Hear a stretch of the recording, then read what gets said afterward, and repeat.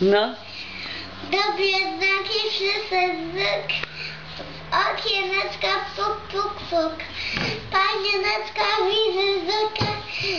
Czego pan tu u mnie szyka? Skoczy żuk jak pan konik. Zgada teraz żuk. Melonik. Ściumelonik. Ściumelonik.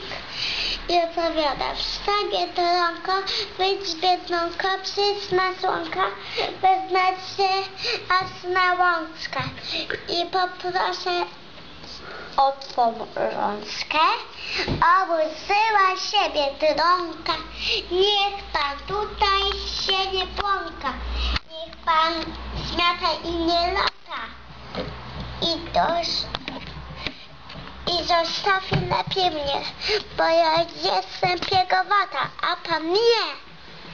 Powiedziała sobie ciała i czym prędzej odleciała.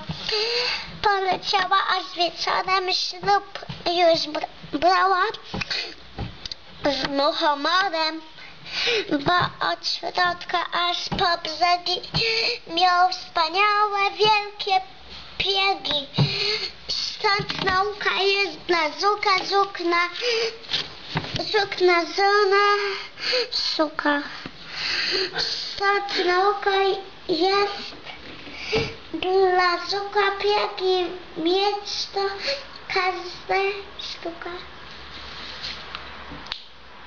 Dobrze, ukłoń się. A umiesz się ukłonić?